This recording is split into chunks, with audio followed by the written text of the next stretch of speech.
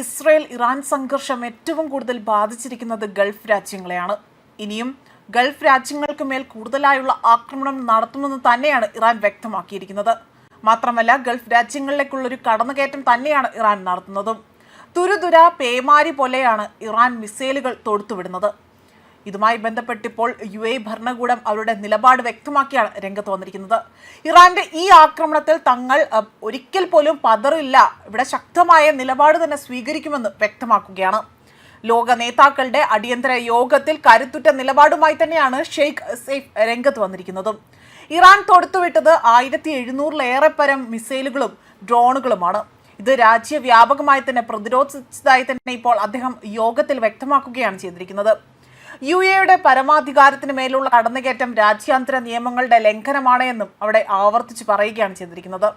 സമാധാനത്തിന്റെയും സഹിഷ്ണുതയുടെയും മാതൃകയായ യുടെ സുരക്ഷയ്ക്ക് നേരെയുള്ള വെല്ലുവിളിയാണിത്. സ്വന്തം മണ്ണിലെ ജനങ്ങളുടെ സുരക്ഷ ഉറപ്പാക്കാൻ രാജ്യം സജ്ജമാണ് എന്നും അദ്ദേഹം വ്യക്തമാക്കി. ഗൾഫ് മേഖലയെയും അതേപോലെ തന്നെ അയൽ രാജ്യങ്ങളെയും ലക്ഷ്യമിട്ടുള്ള ഇറാന്റെ നഗ്നമായ കടന്നുകയറ്റത്തിൽ ലോകരാജ്യങ്ങളുടെ അടിയന്തര ഇടപെടൽ തേടിയിരിക്കുകയാണ് ഗൾഫ് സഹകരണ കൗൺസിൽ, യൂറോപ്യൻ യൂണിയൻ എന്നിവയുൾപ്പെടെയുള്ള പ്രമുഖ രാജ്യങ്ങളിലെ നേതാക്കൾ പങ്കെടുത്ത അസാധാരണ വീഡിയോ കോൺഫറൻസിലൂടെയാണ് തങ്ങൾ ഇത്തരമൊരു കർശനമായ നിലപാട് എടുക്കുന്നതായി തന്നെ അവരുടെ നിലപാട് വ്യക്തമാക്കിക്കൊണ്ട് രംഗത്ത് വരുന്നതും.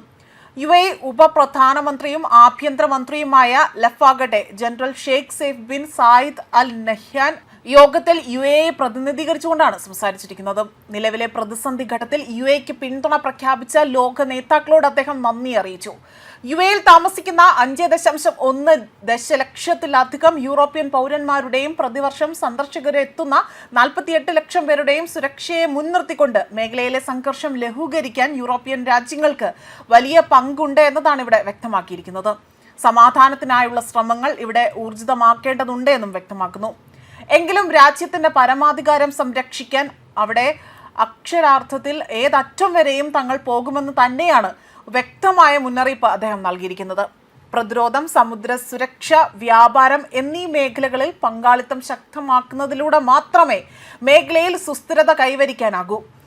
European Council president Antonio Costa, European Commission president എന്നിവരെല്ലാവരും തന്നെ ഈ യോഗത്തിൽ അധ്യക്ഷത വഹിക്കാനായി തന്നെ പ്രമുഖ നിരയിൽ തന്നെ ഇവരുണ്ടായിരുന്നു. ഇറാനെതിരെ യുദ്ധം ഏറെക്കുറെ തന്നെ പൂർത്തിയായി എന്നതായിരുന്നു പ്രസിഡന്റ് ഡൊണാൾഡ് ട്രംപ് വ്യക്തമാക്കിയത്. അദ്ദേഹം ഒരു സ്വകാര്യ ചാനലിന് നൽകിയ അഭിമുഖത്തിലാണ് ഇക്കാര്യങ്ങൾ വ്യക്തമാക്കുന്നതും. സൈനികപരമായി അവിടെ നോക്കുകയാണെങ്കിൽ ടെഹ്റാനിൽ നിന്നും ടെഹ്റാനിൽ ഇനി ഒന്നും തന്നെ അവശേഷിക്കുന്നില്ല എന്നതാണ് ട്രംപ് പറഞ്ഞത്. അവർക്ക് നാവികസേനയില്ല, ആശയവിനിമയ സൗകര്യങ്ങൾ, വ്യോമസേന ഒന്നും തന്നെ അവർക്കില്ല. അവരുടെ മിസൈലുകൾ തെറിച്ചു പോകുകയാണ് ചെയ്തിരിക്കുന്നത്. അവരുടെ ഡ്രോണുകളെല്ലാം തന്നെ നശിപ്പിക്കപ്പെട്ടു. ഹോർമോസ് കടലിടുക്ക് തുറന്നു കിടക്കുകയാണ് എന്നും കപ്പലുകൾ കടലിലൂടെ തന്നെ പ്രവേശിക്കുന്നുണ്ട് എന്നതാണ് അദ്ദേഹം പറയുന്നതും. ഇതിനെല്ലാം ഇടയിലാണ് ഇപ്പോൾ തങ്ങളുടെ നിലപാട് ശക്തമാക്കിക്കൊണ്ട് തന്നെ ഇപ്പോൾ രംഗത്ത് വന്ന് കാര്യങ്ങൾ വിവരിക്കുന്നതും. ന്യൂസ് ഡെസ്ക് കർമ്മ ന്യൂസ്.